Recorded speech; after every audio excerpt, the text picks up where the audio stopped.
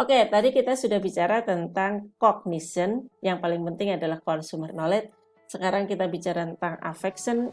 Di sini salah satu konsep yang penting adalah tentang attitude. Attitude, apa itu attitude? Bahasa Indonesianya adalah sikap ya. Attitude, a learned predispository to behave in consistency, favorable or unfavorable manner with respect to given object. Artinya adalah tendensi kita untuk berperilaku yang konsisten dengan suka atau tidak suka kita terhadap suatu objek. Positive attitude memang sangat penting, tetapi tidak cukup sufficient ya, tidak cukup gitu untuk menggambarkan suatu purchase. Misalkan kita kalau ditanya apakah suka dengan Mercedes, maka mostly akan bilang Mercedes adalah sesuatu autocar yang top class gitu ya. Hampir semuanya akan memiliki suatu sikap positif terhadap suatu Mercedes, tetapi ketika ditanya intention of purchase-nya pasti akan low, karena intention of purchase suatu produk juga ditentukan oleh economical factor atau affordability dari konsumen untuk membeli produk tersebut. Oke, apa saja sebenarnya hal-hal yang penting yang menjadi isu dari attitude? Ada 4 isu pokok dari attitude. Terutama dari pembentukan suatu attitude.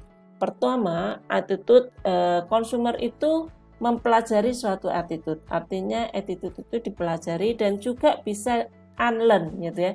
Setelah dipelajari, dia bisa menjadi sesuatu yang hilang gitu. Unlearn, learn and unlearn. Ya, consumer membentuk suatu attitude baru, juga dia akan merubah attitude-nya yang sebelumnya. Dari mana konsumen bisa membentuk suatu consumer baru? Karena adanya suatu informasi. Semakin banyak konsumer mendapatkan exposure informasi terhadap suatu produk, maka semakin terbentuk attitude-nya. Either itu attitude positif atau attitude negatif. Kalau konsumen mendapatkan exposure positif informasi tentang suatu produk, maka dia akan semakin kuat attitude positifnya. Demikian juga kalau konsumen mendapatkan exposure negatif yang banyak tentang suatu produk, maka konsumen juga akan memiliki suatu negatif attitude. Sumber-sumber belajarnya dari mana sih untuk membentuk suatu attitude? Pertama dari personal experience dia terhadap suatu produk, juga bisa dari family-nya, bisa dari lingkungannya, teman, sosial media, internet, atau attitude juga dibentuk karena dari marketing komunikasi. Komunikasi pemasaran bisa membentuk suatu sikap konsumen terhadap suatu produk. Isu yang ketiga yaitu attitude merupakan suatu yang konsisten dengan behavior. Kalau kita memiliki suatu attitude positif terhadap suatu produk, maka kita cenderung akan memiliki behavior atau kita akan memilih produk tersebut. Tapi ingat bahwa purchase tidak hanya ditentukan attitude, purchase juga ditentukan oleh situasional lain, terutama adalah economical factor yang tadi kita sudah bicarakan. Kemudian attitude occur within situation ya. Jadi sangat dipengaruhi oleh suatu situasi. Ketika seseorang berganti-ganti produk sampo misalkan, bukan berarti attitude orang itu negatif terhadap sampo yang tidak dibelinya. Bisa jadi dia berganti-ganti sampo karena ada promo gitu ya, atau ada hadiah, ada gimmick-gimmick lain yang akhirnya memutuskan orang untuk mengganti pilihan samponya pada saat itu. Jadi sangat kontekstual yang sangat dipengaruhi oleh suatu situasi tertentu. Apa saja sebenarnya komponen dari attitude? Attitude itu terdiri dari 3 komponen. Pertama terdiri dari komponen afektif, kognitif, dan behavioral. Ya, ini yang akhirnya membentuk suatu attitude terhadap suatu objek. Afektif bicara tentang emotion atau feeling tentang suatu spesifik objek atau pada suatu keseluruhan objek. Cognition bicara tentang belief atau atau penilaian ya, judgment terhadap suatu atribut atau terhadap suatu objek keseluruhan. Behavioral ini adalah intensi yang terkait dengan suatu spesifik project atau overall object. Jadi behavioral intention gitu, intensi apakah dia ingin mencoba atau ingin membeli, itu termasuk dalam behavioral. Nah, ketiga ini menjadi komponen utuh dari attitude. Jadi attitude tidak hanya berkait dengan afektif saja. Contohnya misalkan cognition component consists of consumer belief, ya, belief konsumen tentang suatu objek. For most attitude object, people have number of belief. Jadi untuk sebagian besar objek, belief konsumen itu tidak hanya satu gitu, tapi lebih dari satu. Misalkan ini ada energy drink, mereknya adalah AMP. Orang memiliki belief tentang energy drink ini adalah dia bisa memberikan a lot of energy, dia adalah merek yang populer untuk young consumers, dia juga mengandung banyak vitamin, dia harganya kompetitif dibandingkan dengan energi lainnya, dan digunakan untuk kegiatan yang sifatnya adalah sport, gitu ya, sport oriented company.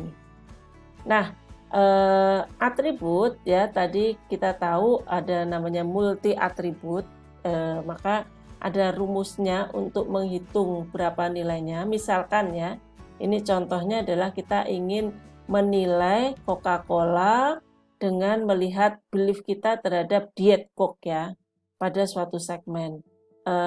Model kuesionernya seperti ini, kita tanya misalkan, berikan penilaian Anda tentang produk diet Coke yang Anda konsumsi terkait 4 item berikut ini.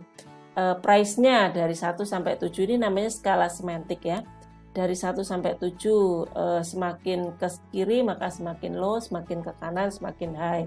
Semakin ke kiri taste-nya semakin sweet, ke kanan semakin bitter ya, pahit gitu.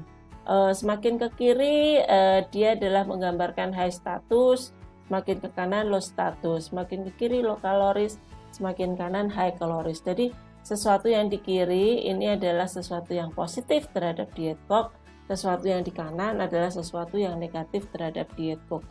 Orang diminta untuk memberikan penilaiannya untuk masing-masing item, kemudian diukur ya.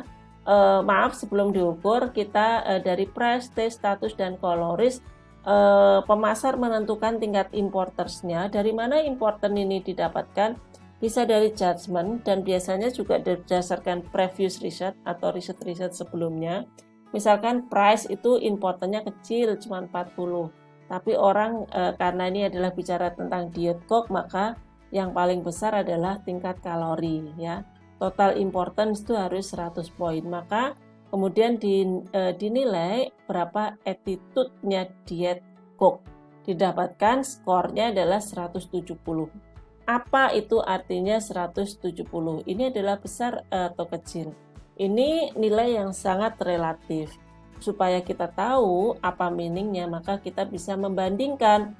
Membandingkannya dengan apa? Bisa dibandingkan dengan competing brandnya di segmen yang sama, atau kita bandingkan dengan antar segmen, gitu ya, antar segmen, antar konsumen.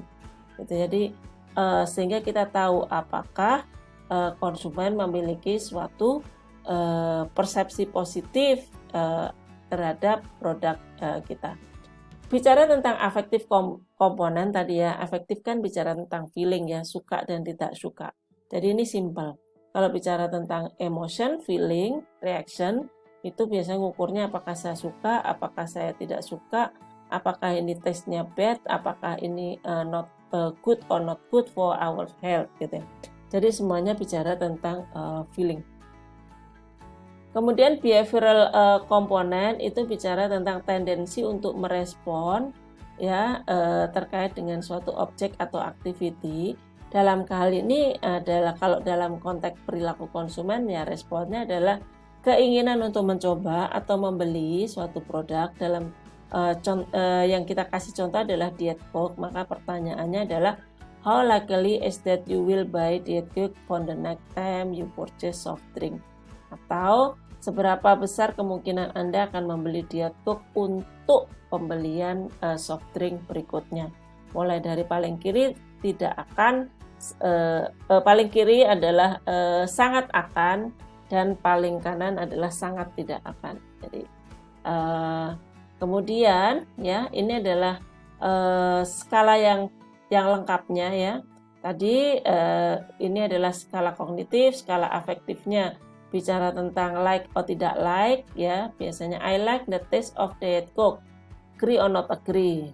Kemudian behavioralnya adalah berapa the last soft drink I considered was kita ngelihat apa merek yang dia pertimbangkan terakhir beli ya, berapa biasanya dia membeli, kemudian dia akan ditanya kemungkinan dia akan membeli next Diet Coke untuk next pembeliannya, seberapa dia akan membeli, apakah sangat mungkin atau sangat tidak mungkin. Ini adalah cara mengukur attitude atau kita sebut sebagai attitudinal skill. Ini nanti kita akan gunakan untuk di pengukuran di mata kuliah riset pemasaran yang akan kita bahas di paruh kedua. Nah, kemudian cara menampilkan datanya adalah dengan cara seperti ini. Kita lihat ideal soft drinknya sebagai pembanding ya. Kemudian kita lihat di produk konsepnya. Produk konsepnya itu adalah biasanya adalah kita mengukur seberapa sweet, seberapa strong flavornya, colornya seberapa bagus, bagaimana aromanya. Itu adalah biasanya kita tidak memberikan brand ya, blind gitu ya, supaya kita tahu actualnya. Kemudian actual produknya itu adalah kita sudah memberikan suatu brand ya. Jadi ini ada brandnya di sini. Nah, bagaimana mengukurnya adalah kita lihat kalau attitude terhadap konsepnya berarti adalah kita membandingkan antara ideal dengan konsep ya. 417 ini adalah skornya 417 ya, sweet untuk ideal dibandingkan dengan skornya sweet untuk produk konsepnya. Demikian juga kalau kita ingin melihat attitude terhadap suatu produk, maka kita membandingkan ideal dengan actual produknya. Ini digunakan untuk melihat seberapa favorable maupun unfavorable produk tersebut dibandingkan antara produk konsep dengan actual produknya. Nah, itu adalah kita sudah belajar tentang bagaimana attitude formation. Nanti di dalam forum diskusi Anda mencari message atau iklan yang menggambarkan affective komponen dan kognitif komponen. Kemudian Anda analisa dari 3 model attitude tadi ya, kognitif, afektif, dan behavioralnya. Dan nanti di dalam forum Anda mendiskusikan tentang bagaimana belief orang terhadap Coca-Cola. Dan mungkin nggak sih orang itu loyal terhadap lebih dari satu brand soft drink ya. Atau kalau kita lebih spesifik, mungkin nggak orang itu loyal pada lebih dari satu brand cola gitu. Nah, ini adalah tugas yang Anda kerjakan di minggu ketiga. Terima kasih sudah berpartisipasi dan menyimak video untuk minggu ketiga. Sampai ketemu untuk minggu keempat. Terima kasih.